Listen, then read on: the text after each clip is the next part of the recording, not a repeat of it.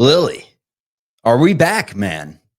Apparently, Cincinnati Bearcats have a bag that they can throw around. Wes Miller, I'm sorry that I ever doubted you. Now, we need to see it on the floor. We need to see how the roster construction works out. But you want to talk about two massive portal hauls. This is big. It's Moustapha Thiam. We saw him torch the Cincinnati Bearcats a couple times for the Central Florida Knights. He had 14 and 8. He had 13 and 5 in the Crown, had 8 blocks in a game against Kansas State, a legitimate NBA draft prospect in the 2026 class. He's listed as the first pick in the second round right now per NBA draft room. So, hey, UC has a talented big, 7'2". I forgot to mention that, 7'2", 235. And then they get themselves a shooter as well, Jalen Celestine from Baylor. He's a known commodity in the Big 12, can put the ball in the basket. Is he someone that's going to give you 20 points a night? Probably not, but he can knock down some threes. And if you're talking about him replacing the role that Rayvon Griffith or Josh Reed potentially had, he's a serviceable player there and a noticeable upgrade. We're going to get into the roster construction, what this means for the Bearcats, and how UC was able to land Moustapha Thiam, who, had he hit the market, would have been a very coveted player. This is Chatterbox Bearcats. You can find it wherever you get your audio podcasts, and we're on YouTube. I'm Chuck Walter. Eric Lilly, Bearcat Bunch, joins the show today. So let's start with the crown jewel of this class thus far. It is Thiam, a lob threat, someone that blocks shots, looks a little bit like Aziz physically, does have a few inches on Aziz, but plays nothing like him. This is someone that could step out and hit multiple threes in a game. He went 3 of 4 from deep in a game this season. Does he have post moves? I don't know, but he's got enough of a baby hook and enough of a little J to where he is a serious offensive threat and someone that can continue to develop down the road. Thiam, we've heard the rumblings for a while now. How did we land this dude? Man, this is crazy.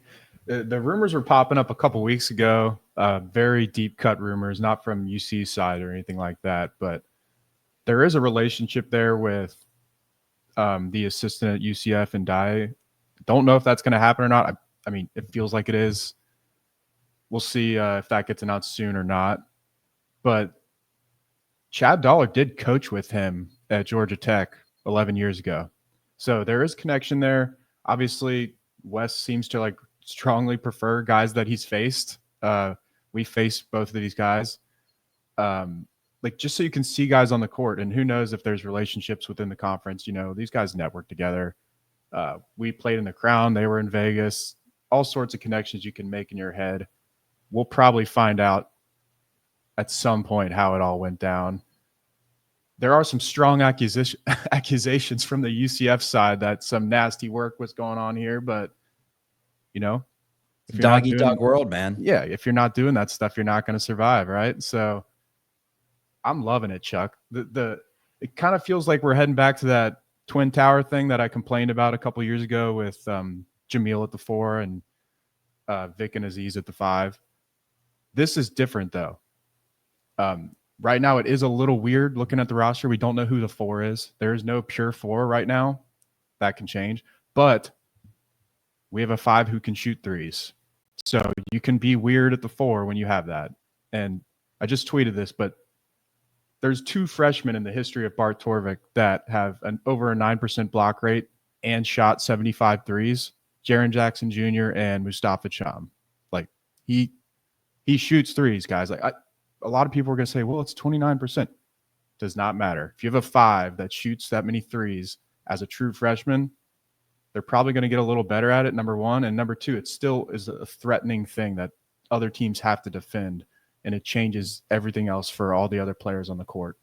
That's not a one-off by any means. He shot a 3 in just about every single game they played. A lot of times he'd shoot multiple threes. So, yes, he can stretch the floor. And, yes, Wes Miller's still going to have that lob play down because Thiam is better at throwing down than Aziz Bandaogo was. And that was one of Bandago's strengths, obviously. Thiam can go up and get it. So it's the 3rd straight year now where Wes has grabbed someone from a postseason tourney. It was Aziz.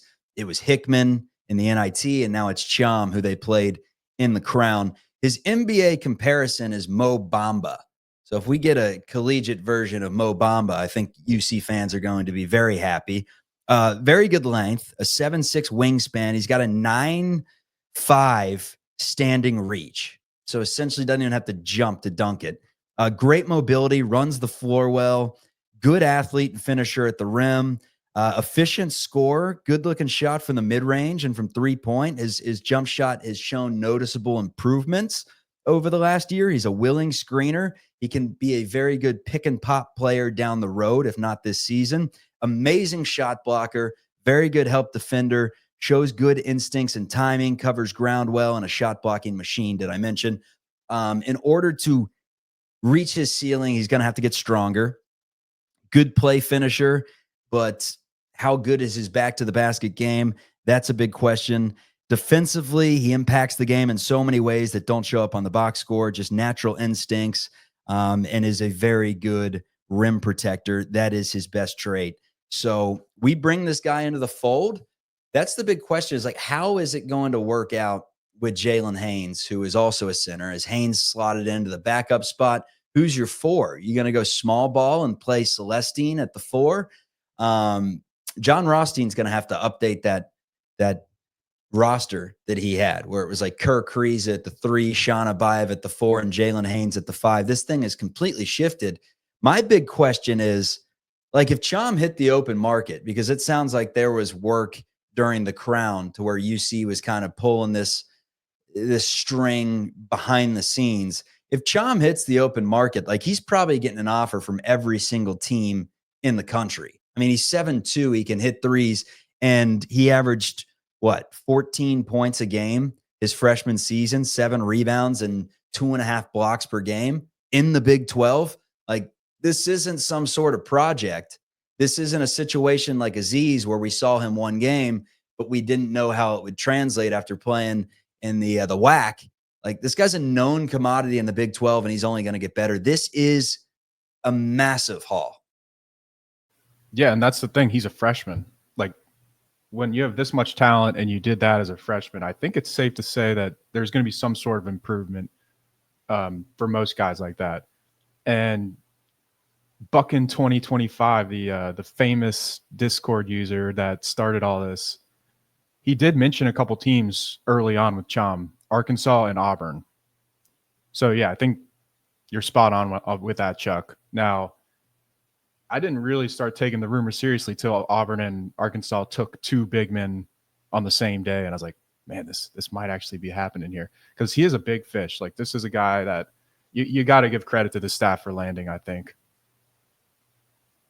Truly incredible how dismal last season was, how the state of the Bearcats was a burn it down mentality. Like, we thought this thing was done.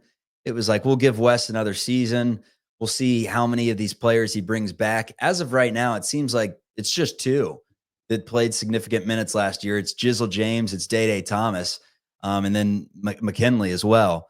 But those are the 2 that are coming back. He's now added in 5 portal players. Cham being the crown jewel, and someone that can be a legitimate scorer for a team that clearly needs some scoring and can do it inside as well. Question becomes, how efficient can he be on the block in terms of helping generate offense? Can he be that inside out threat? You give it to him down on the block, he finds someone out on the perimeter, or can make post up moves, or is it more so just stick backs, finishing in transition? Most of the tape that we've watched is pretty much just lobs and dunks and finishing around the rim, but we'll see how much of a post-up game he truly has there. And then the pick and pop is huge, because that was something with Aziz last year. When Aziz is hanging around the perimeter, which he did a ton, he's a 0, and it really just did not allow good floor spacing whatsoever.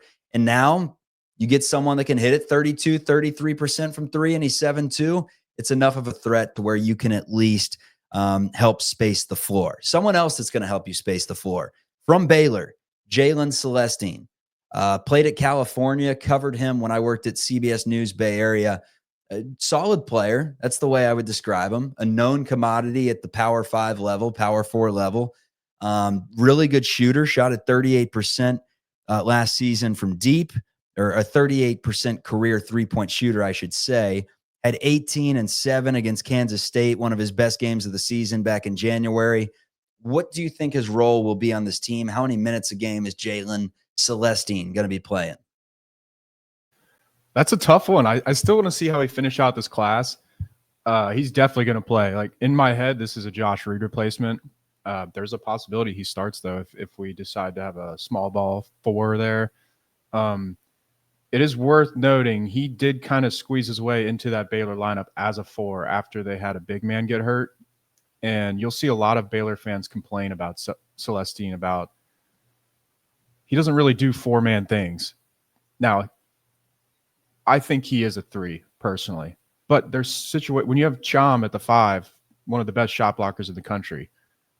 Just to give a little context, his block rate was 50% higher than Aziz's. And we look at Aziz as a decent rim protector, so 50% higher as a true freshman.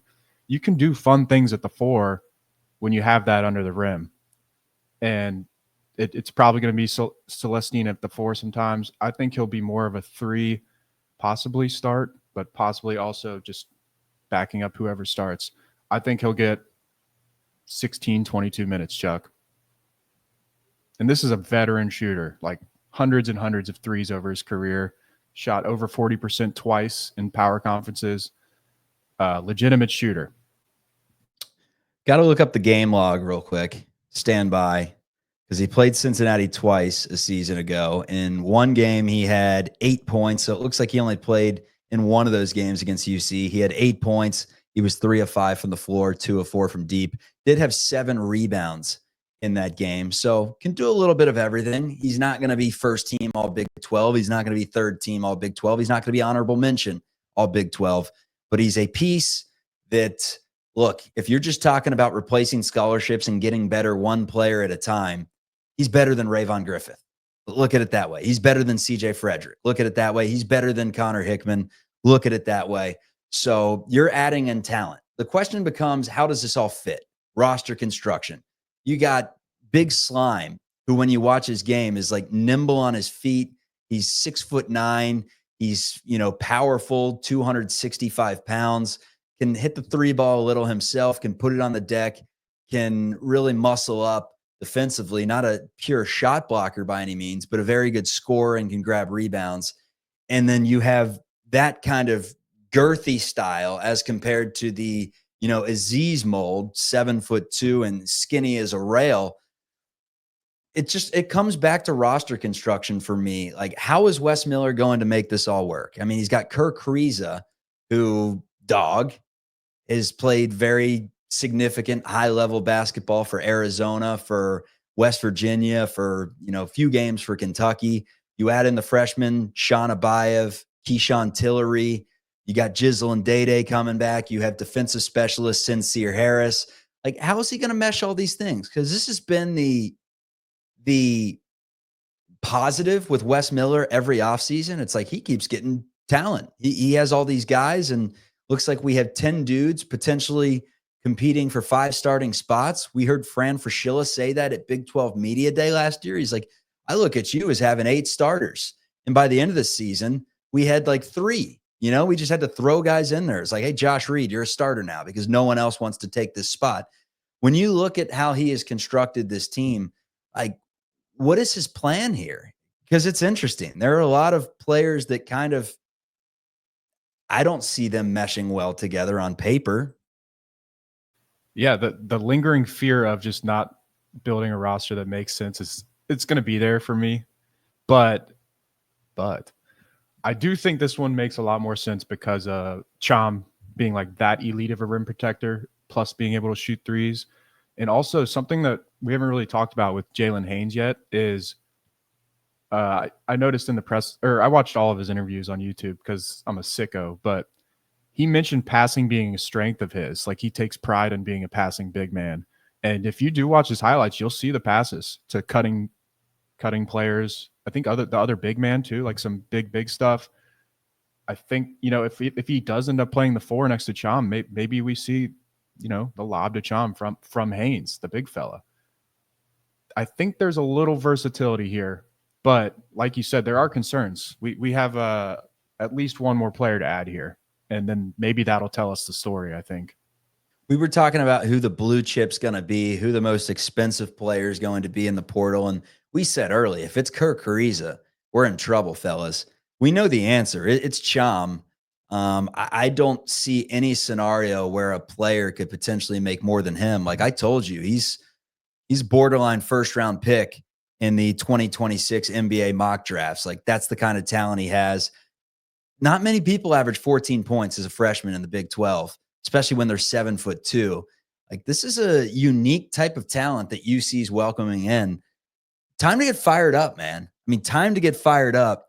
The question becomes like, where did UC get all this money all of a sudden? We've been hearing bottom half of the Big 12, right in the middle when it comes to NIL funds. This guy costed millions of dollars. I mean, no question about it. I want to talk I want to talk about this because I brought it up when the season was ending, when we're all down and like we've got a lame duck coach. It's not going to work out. Like there's just no chance. The thing about Wes is he's just so obsessed with like you almost feel bad for him sometimes when you watch the pressers. Like he wants it that bad. We don't have to worry about our coach not wanting to win here or for his career, even if it's for his career. Like if he's sick of us, but he's going to give it his all. He's a great fundraiser. The NIL stuff, the rumors didn't really make sense to me because before last year, we were kind of getting hyped as like, how does Cincinnati have this much money? Like, where are they doing this? It's back again. He's a salesman. He knows how to route. Like, he's going to win the offseason, I think. Almost every year, if he's here, I think he'll win the offseason. The issue now is, like, this is the last chance, right? Like, if he's got to win the season or there won't be another offseason here. Exactly. So it'll be at Elon. And then back up in some random ACC job in 4 years. Yeah, man. Look, a lot of time to go before the season starts. A lot of things that we have to see before we could say the Cincinnati Bearcats are truly back. But in terms of me starting to believe, look, man, that's a big time get. That's 2 of them today. As of right now in the portal, Jalen Haynes is the only one to me that's somewhat of a wild card just because you haven't seen it consistently or you haven't seen it at all at the power conference level. We saw him put up 18 points against Duke, and just watching the tape alone, he's got an intriguing skill set. Now the question becomes just how do all these pieces fit? You bring in Kriza, you bring in Sincere Harris, you bring in Jalen Celestine, you bring in Big Slime, and now you add in a 7'2" man as well. Shooting in Kriza, big shot blocking presence in Cham, kind of a little bit of everything. The dirty work glue guy from Jalen Haynes, the dirty work glue guy on the perimeter in Sincere Harris, and then 3-point specialist in Celestine, who has played in some big games, including against Duke in March Madness just a couple of weeks ago. So on paper, he's doing all the right things. The question is going to be, how does everything fit? And who else is he going to be targeting as this thing winds down? Is there a chance that they land another big fish? Or is it now about complementary pieces from smaller schools that aren't going to cost as much money? You're the stats guy. How many scholarships do we have left? Give me kind of the breakdown of where we stand as the portal closes tomorrow, the 22nd. Yeah, first of all, everybody, I have the stuff in the link tree in my bio now. So you don't have to DM me or like search the timeline to find it. It'll be there. I think, there's always a possibility we get another big fish. I'm pretty confident it's not going to be as big of a fish as Cham if we do, but it seems much more likely that we're just going to fill out the roster in my opinion, the next ad's going to be a power forward or someone who's played some power forward, like more than Celestine. I'm going to say his name wrong so many times. We have 11 used. There are 15 now, in case people don't realize that. We have, I doubt we see many coaches use all 15, though, so keep that in mind. Like, I think we're going to go to 12 or 13 here. And, just for instance, right now, we have 8 guys that you could say for sure are in the rotation. Maybe even 10 if you think McKinley and Tillery are in that conversation. So we're really just filling out the roster at this point, in my opinion. So get that power forward that's not a tweener like Haynes or Celestine are. And let's not put too much, like every season we've been going in with like a big question, I think. Let's not go into this season being like, we have to rely on Tyler McKinley off of an ACL injury. Let's go in and be like, Tyler, if you want those minutes, you got to beat that guy out in front of you. You know, we have to raise the standard here. Like it's done going into seasons with like glaring issues, even with just like that backup player, because the starters haven't been that huge issue. We know that he's not beating up Chom at the 5 exactly spot. That's our starting center. We've seen enough from him at this level to where Chom is our guy. Mm-hmm. Starting lineup. Let's take a crack at it before we hit the road and the lunch break is over. I'm going to go with Jizzle's your starting point guard. I'm going to go with Sincere as your starting shooting guard. I'll go with Celestine as your starting 3 today, although I could see it being a Bayev if, a 4 works out. I would go with a Bayev at the 4 right now in this current situation, or Celestine at the 4, Bayev at the 3, whatever. And then I would go with Chom is your starting 5. I think that's my 5-man unit. What about you? Man, I've seen like 50 different lineups already. This is great. I love stuff like this. A lot of people have Kriisa starting at the 1. I just think Jizzle's starting. I think Jizzle at point guard, Day shooting guard, a Bayev 3, Haynes 4, Chom 5. Right now, that's what I got. But yeah, I hate Haynes that. Celestine thing's a coin flip. That's something to look at. Look at OKC. They've got the 2 bigs. They both shoot 3s though, with Ched and Hartenstein. But yep.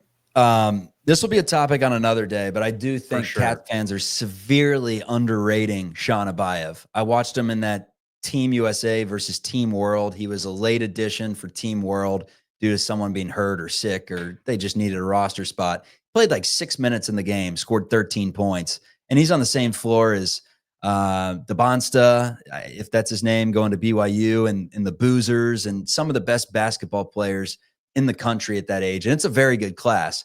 And Abayev just came in and scored 13 in his sleep. I don't know how he's going to be defensively. That's something that we're going to have to look at as the season progresses. But in terms of just getting buckets, I promise you, this is no Shaq Thomas situation. This is no Jermaine Lawrence situation. This is someone that's going to come in as a polished scorer from day one and hit difficult shots. He's going to be able to put the ball in the basket. He's extremely exciting. This team's starting to shape up to be pretty damn exciting, man. I wanted to retain Jizzle James. They do just that.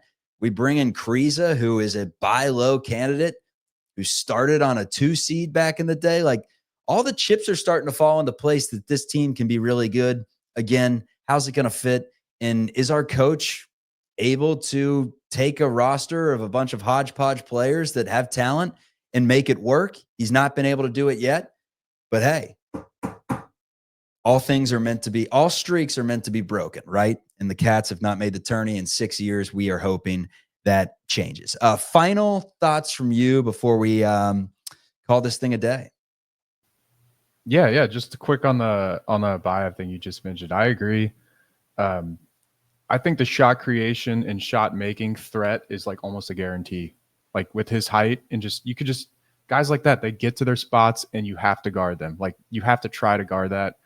And one thing I'm excited about here is if Jizzle does take a leap, he has that same get to your spot thing in the mid-range. I know it's mid-range, whatever.